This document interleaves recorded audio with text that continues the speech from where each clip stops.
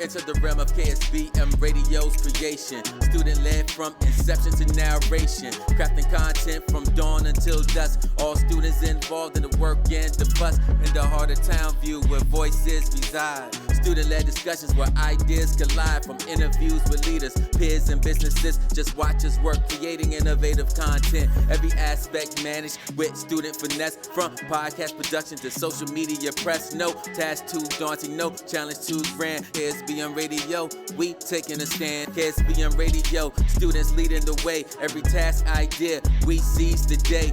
Witness now as all of our efforts break through. KSBM Radio, the voice of Townview.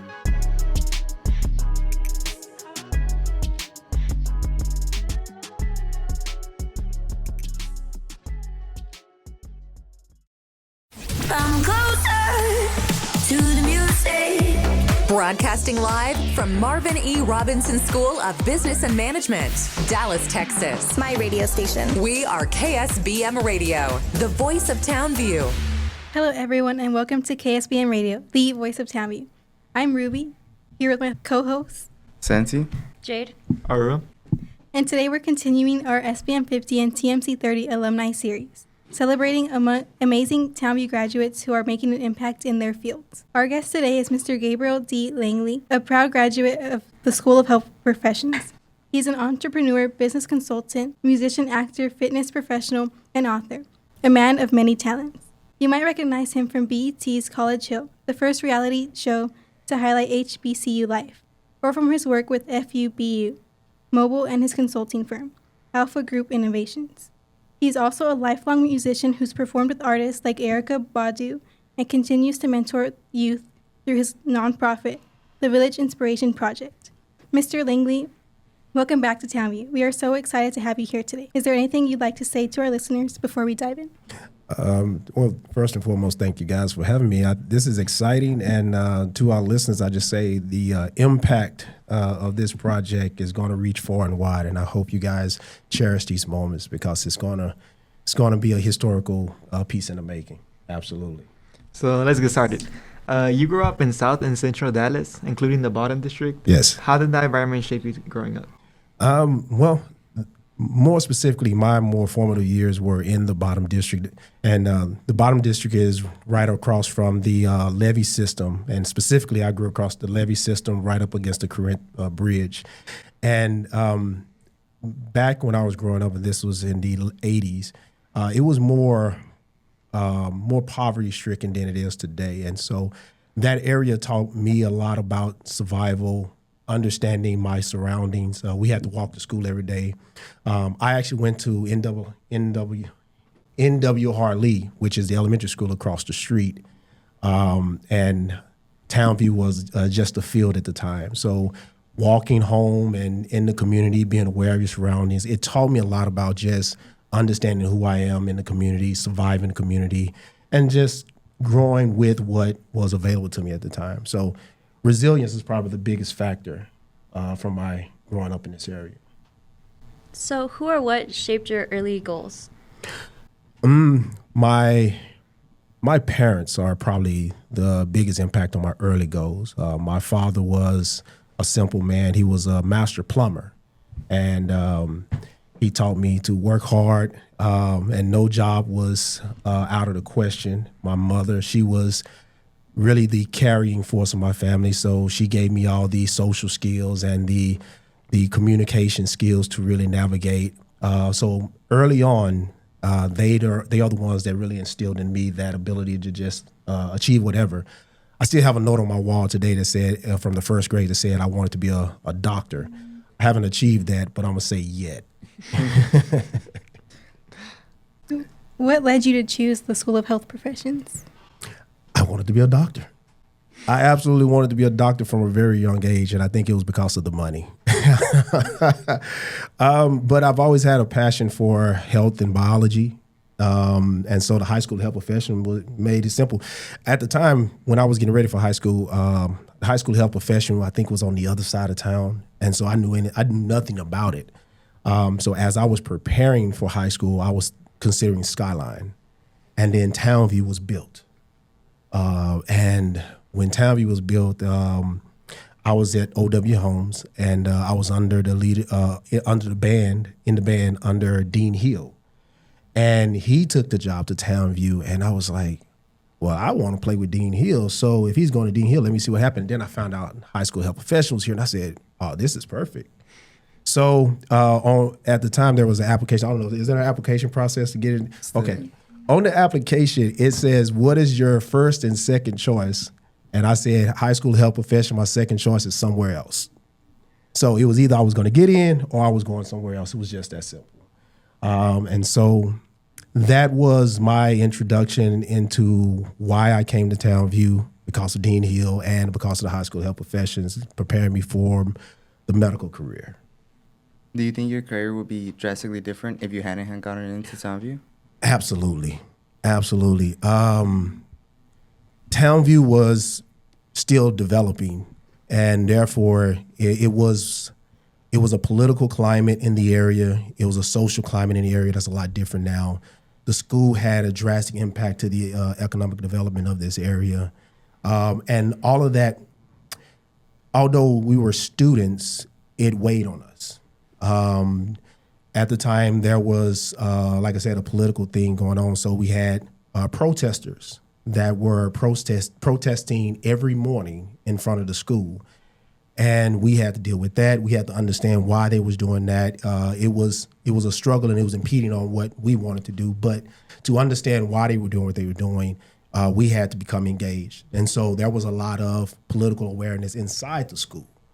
And so it was an interesting time, to say the least. So how did transitioning into a magnet center shape your mindset?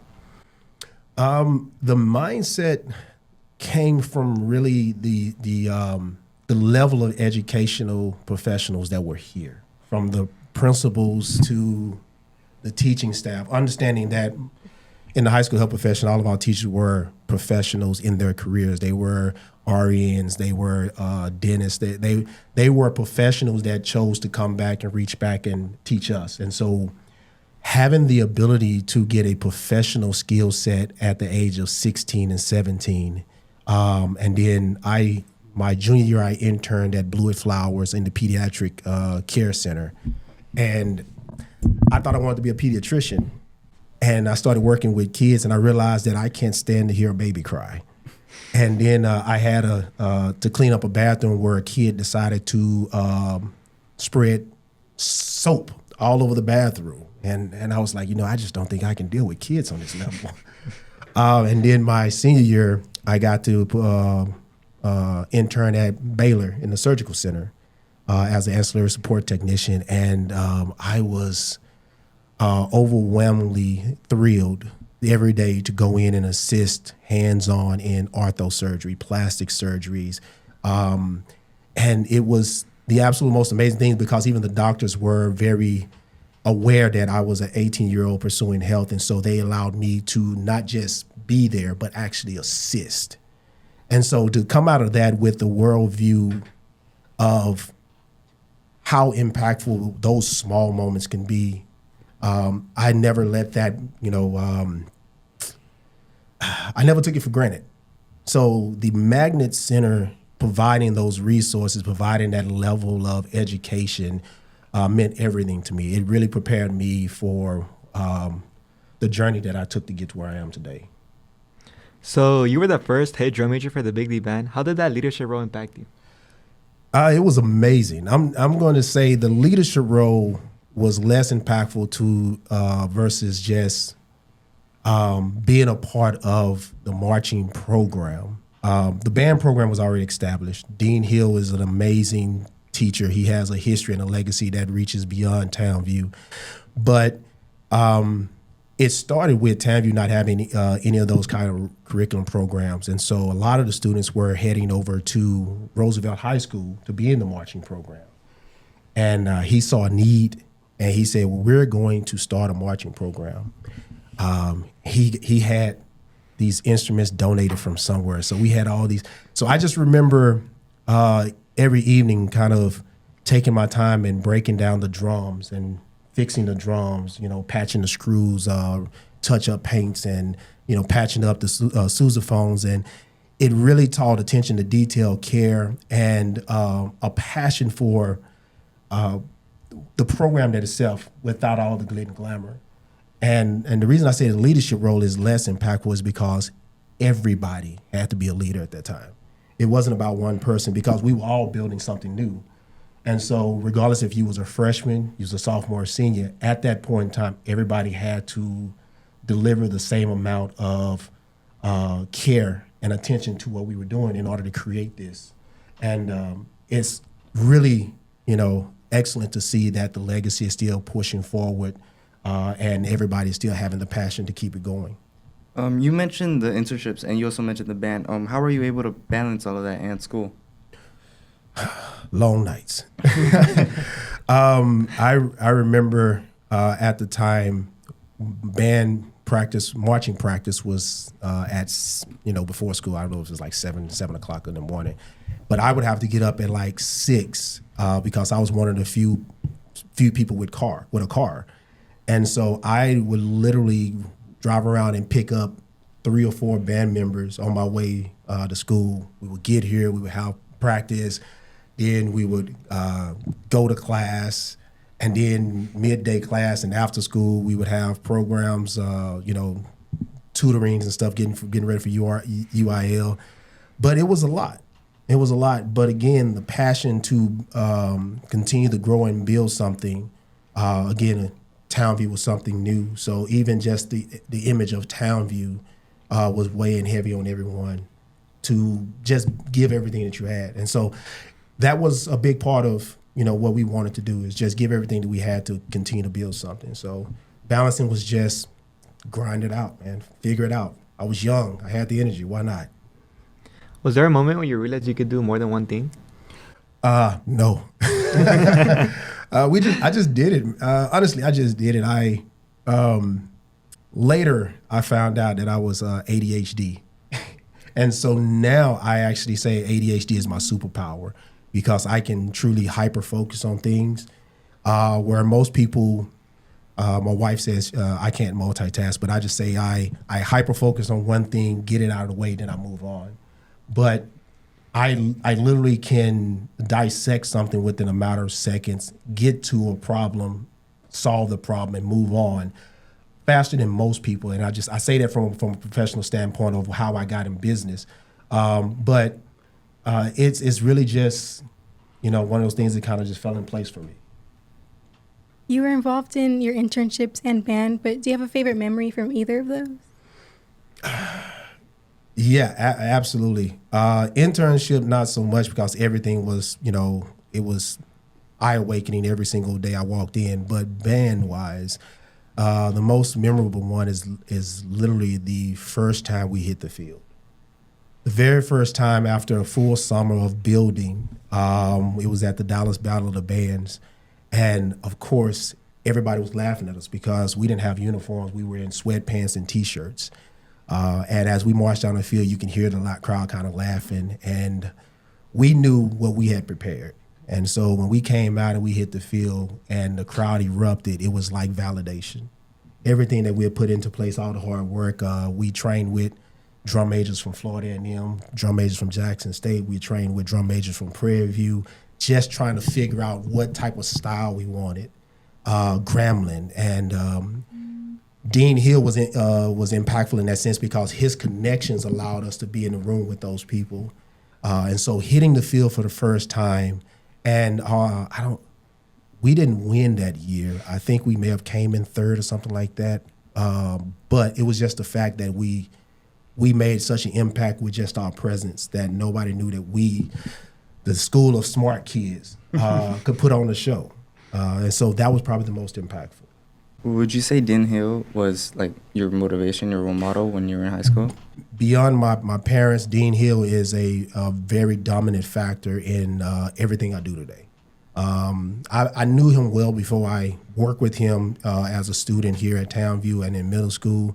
But he taught me how to be a performer. He taught me how to be a thinker. He taught me how to really focus in on the details. He was, obviously he's an amazing educator and he's an amazing musician, but he's his mentorship just was amazing. I actually got ready to get ready for All Region Jazz competition, and the band was actually leaving to perform in Pine Bluff. And so I was, as one of the drum majors, I wasn't going to be there. And so I was a little down, but I was also down that I really didn't have any support. Like no one was there, to kind of cheer me on, as a band, And so he pulled me to the side. He said, "Hey, I know we leaving." He said, "But I got you." And at that time, I didn't know what he meant by that. And so the band left. The next day, I came down to the band room and I got ready to practice. And in walks in the late, great Roy Hargrove. And he said, "Hey, Dean told me that you're preparing for All Region Jazz. We go work together." And so I got a chance to practice with Roy Hargrove. And it was absolutely amazing. And I went on to actually make All Region Jazz. I performed 2 weeks later, the performance, and little did I know Dean Hill walks in. He walks in and it just made everything full circle. But that's the type of person he was. Regardless, he had a way of making sure you understood how much he cared about you, how to push forward, and the passion that he had for you being as best and as excellent as you can be. And what can you tell us about your senior year right before you head on to college? Nothing. Man, my senior year was actually a blur. Only because I was interning at Baylor University Medical Center, and so that took up a lot of time. The marching band, and then still because I was pursuing music and it was part of my scholarship requirements. I really can't tell you much about it other than I was just trying to figure out and hopeful that I was going to walk. I just knew that someone was going to stop me at the stage and be like, "Yeah, you didn't do X, Y, and Z, so we can't give you the diploma." So I was literally nervous all the way up until I walked across the stage. I have no idea why, but that was just, if anything memorable, that was that was memorable. So what did your journey look like after high school? After high school, I decided to go to Southern University in Baton Rouge, Louisiana, because they had a very intense biology program. And I pursued biology. I ultimately completed my bachelor's degree in interdisciplinary studies with a minor in biology and psychology. I went on to get my master's in industrial organizational psychology. And music was a big component of that because it allowed me to kind of travel the world, figure out exactly what I wanted to do, and also accept the fact that becoming a medical doctor or being in the medical field really wasn't my passion.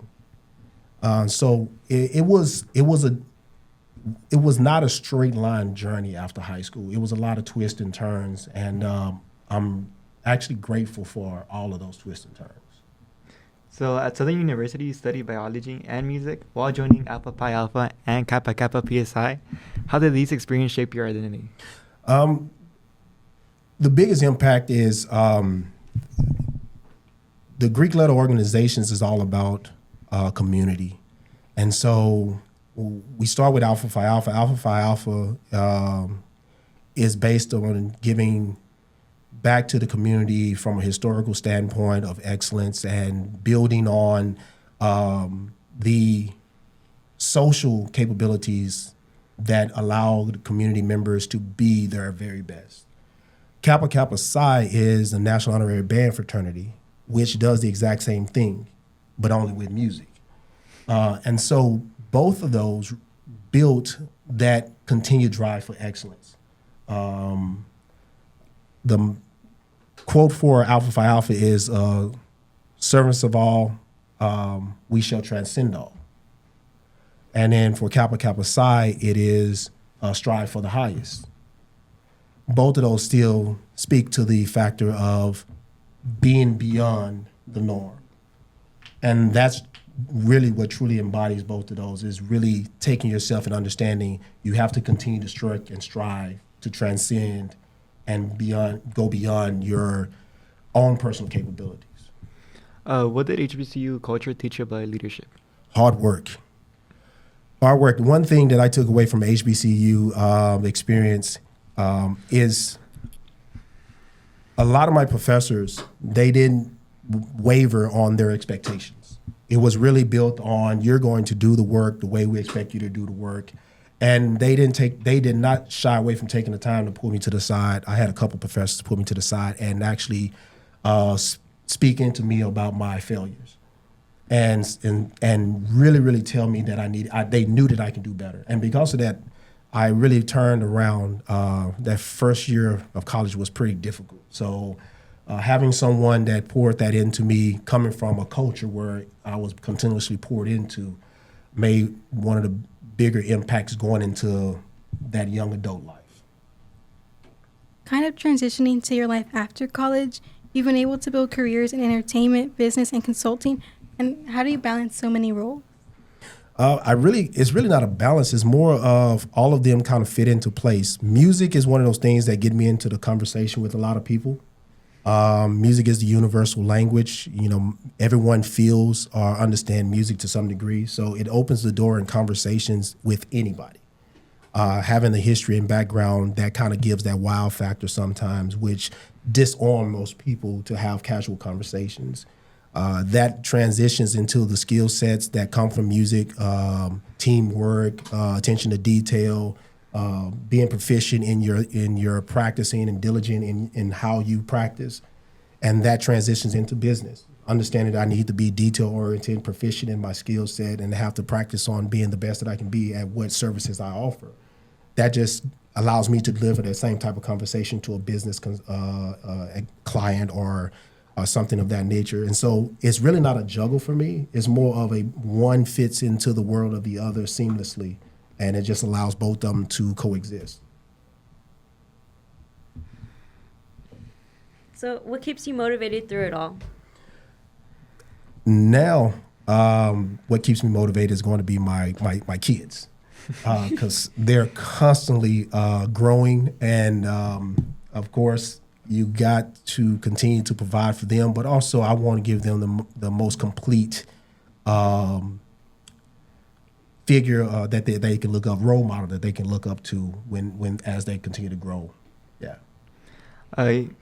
You made history on College Hill, shining a spotlight on HBCU culture. How did your moment change your path? College Hill was amazing, and it changed my path again because it solidified my comfort in moving beyond health. I was really keen on being in the medical field, but it opened the door and exposed me to a lot of different people, which spoke more on the entertainment aspect. And since I was a musician, it allowed me to make those connections musically and transition into, modeling opportunities, acting opportunities, open up a whole new world for me. And therefore, when I wasn't as successful in the medical field, I was able to lean on my entertainment, which allowed me to continue to grow and build and network. And it made it okay to say, you know what, maybe this isn't for me, And so it really was impactful in that sense. Was there a favorite memory out of all your experiences, and why?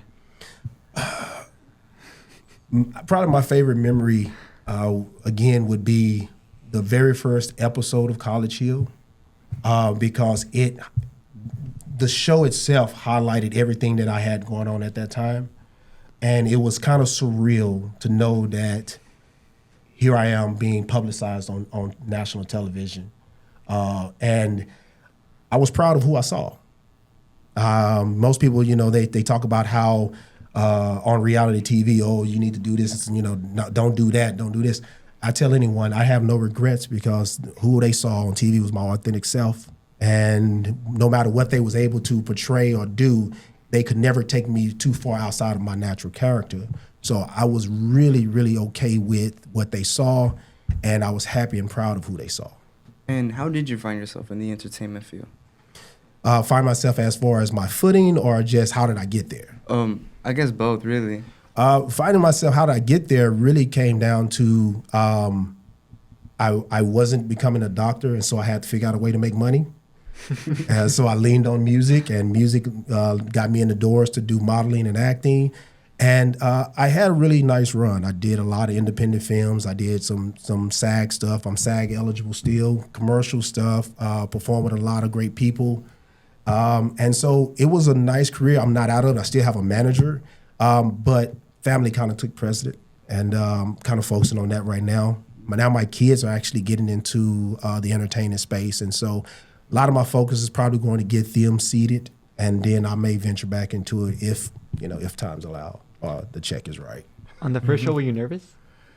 Well, it was pre-taped, so I think the nervous part came with having a camera follow you around campus. And then the first night when I laid in my bed and I looked up at the ceiling and realized there was a camera over my bed, I was like, oh, this is really real. They're watching everything. So that was, I don't know if it made me nervous, but it was like, okay, I really got to watch what I do. I can't like have my finger in my nose or something. So kind of transitioning into the future, when people look back on your legacy, what do you hope they remember the most? I hope people remember my dedication to retaining and building the history.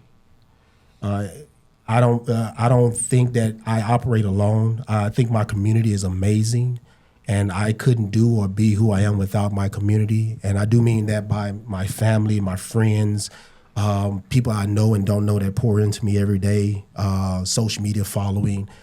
I truly want to make sure that I continue to be the best version of myself that I can be, and continue to create impact in a legacy that promotes excellence, inspire anyone at any age to say, I'm still capable. I actually dropped out of college. My senior year, I dropped out of college, and my father got sick, and my mother needed me to move back home and help. So I dropped out of college. I did not complete my degree in 4 years. And I wrote it off. I wrote my degree off because, I was doing acting and my business was moving, and I, didn't necessarily feel like I needed it. And so I wrote my college degree off, and then I got an opportunity to go back, and I completed my bachelor's degree 20 years later. And it sparked a new, energy in me, and which, caused me to go back and complete my master's, and potentially, I might have time to go and get a doctorate. But it completing those degrees didn't change what I'm doing, but it gave me more confidence in what I was doing, because it was something that I always wanted, and I, said, hey, you know what, maybe I don't need it, or I didn't have the opportunity to do it. And the response that I got from my community was, never give up. It's not where you start, it's how you finish. And that's kind of been my champion motto here recently, is no matter where you started or what you're doing now, just stay diligent in your goals and your purpose and finish strong. Whatever that is for you, just finish strong. And afterwards, we wanted to talk about you founding of the Alpha Group Innovations. What can you tell us about that? What is it? Alpha Group Innovations LLC is my consulting business built on strategic partnerships and operations. And it's really about taking people from where they are and helping them find their own pathway to their better selves, their excellence, their business performing at a higher level. Okay, so now we're going to move on to our signature question. Mm-hmm. If you could go back and give advice to your high school self, what would you say?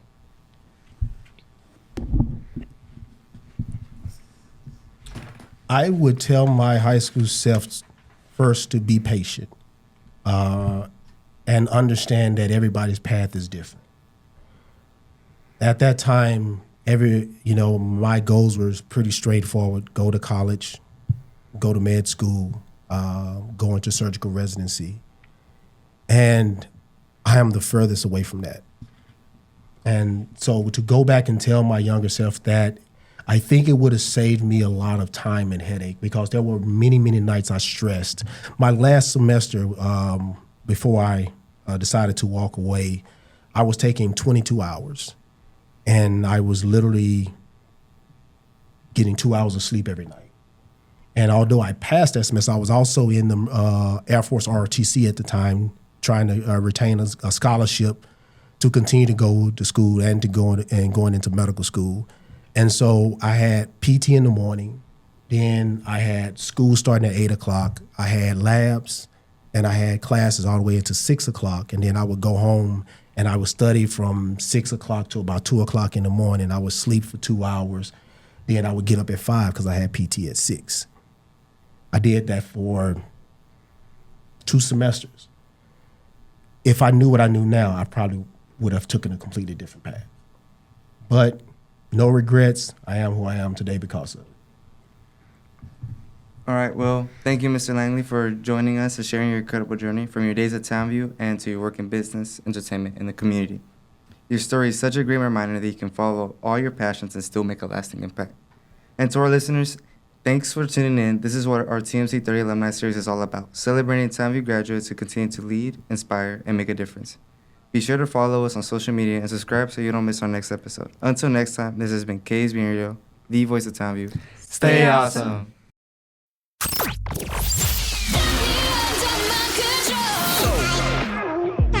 Thank you for listening to KSBM Radio, the voice of Townview. My radio station. We hope you enjoyed the great content and great discussion, all from a student's perspective. Make sure to follow us on Twitter for the latest updates at KSBM_TVT